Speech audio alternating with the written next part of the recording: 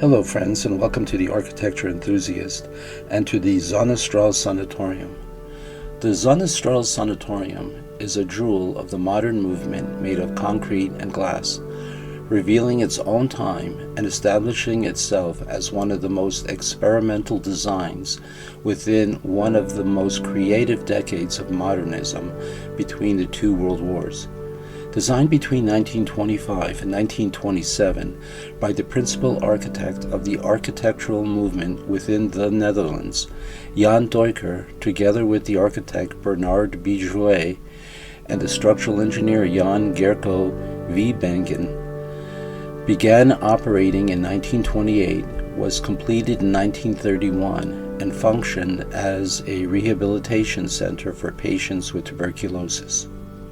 Its construction was commissioned by the Dutch Diamond Workers Union for its workers who, breathing the air contaminated by dust particles in the polishing and profiling workshops of the stones, frequently suffered from respiratory conditions that used to lead to the development of tuberculosis. Zonnestraal was celebrated as an important monument in the early years of the modern movement, even while it was under construction. The sanatorium was in operation from 1928 to 1950. In 1957, it became a general hospital, and since then, several annexes have been added. The death of Jan Duiker in 1935 and the progress in the eradication of tuberculosis after World War II caused the sanatorium to deviate from public and academic attention, falling into disuse and disrepair, with sections that literally disappeared between the landscape surroundings. For almost 2 decades, the Zonnestraal Sanatorium was forgotten.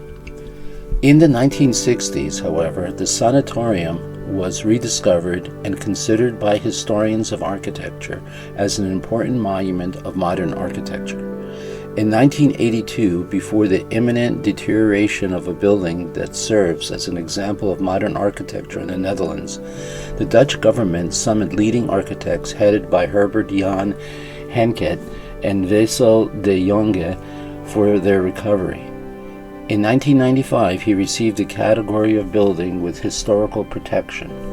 In 1997, a master plan was developed to convert it into a health center with a combination of medical and recreational functions. The sanatorium is located in the city of Hilversum, Holland. Embracing the progressive ideals of the modern movement, Zonnestraal's architecture sought short-term functionality, providing the necessary lighting and ventilation that specialists postulated were necessary to treat the disease. The idea was to create a building that offered patients lots of fresh air and light. The ensemble is known as the great example of the Nieuwe Bouwen movement, a modern Dutch movement. One of the aspects associated with this movement is the idea of disposable buildings. The requirement for the use of a building are linked to a short life. After all, the building was built specifically for patients with tuberculosis, and because it was thought that the disease would be eradicated within the next 30 years, a functional life of 30 to 50 years was assumed for the sanatorium.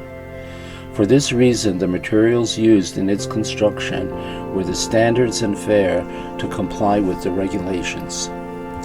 Zonnestraal is an indisputable pinnacle of modern Dutch architecture. Its glass skin wrapped around the slender structure, the elongated white facades, the cylindrical stairs, and the fireplace combine to create an image of white ships in their moorings, the perfect metaphor for modern architecture. The original project raised a complex consisting of a main building and 4 pavilions, although 2 were never built, leaving in the main building 2 pavilions, the Henri Termeulen and the Dresselhuis, 5 workshops, and the house for the staff. In the center of the 120-hectare site is the main building with the patient pavilions on both sides. The orientation and location of these 3 buildings were determined by the sun and an unobstructed view. The buildings accommodate 128 patients. The main building consists of 3 elongated linear blocks. with the medical department and the entrance in the north block, kitchen and storage space in the central block, and sanitary facilities and a boiler room in the south block. Placed on these 3 volumes, there is a restaurant with a cruciform plan that purifies its geometry in relation to the rest of the building, adopting the shape of a Greek cross, and which opens onto the roof terrace on the south block. The latter also contains the entrance for patients who come from the pavilions to the restaurant. The block also has a small extension for terminal patients. The entire building combines large white glass enclosures and cantilever slabs. The entire floor of the building is generated from a 3 by 3 meter grid, following the principles of Le Corbusier's modular architecture. The pavilions are located on the sides of the main building. Each pavilion is configured as a pair of 2-story wings placed at an angle of 45 degrees, which gives them an unobstructed view of the surrounding forests and also plenty of sunlight. The Unreal Moulin Pavilion began to be built at the same time as the main building.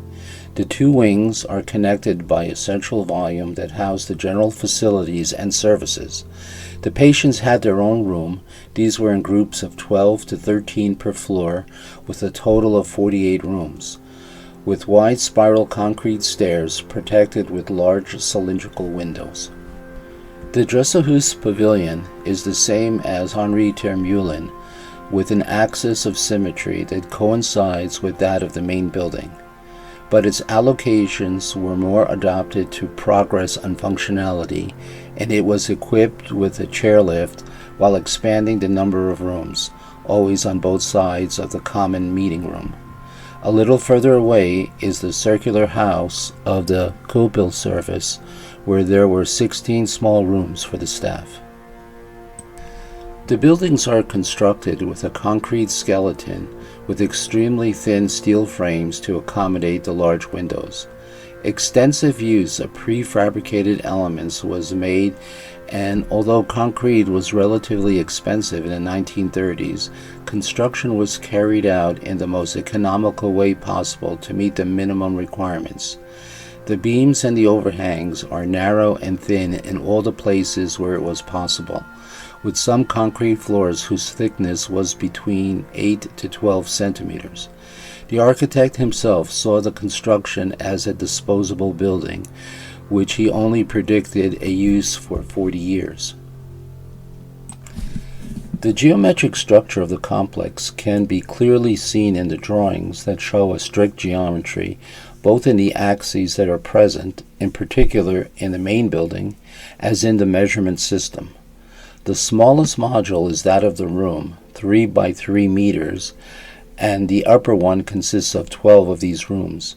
These dimensions are related to the standards of the time.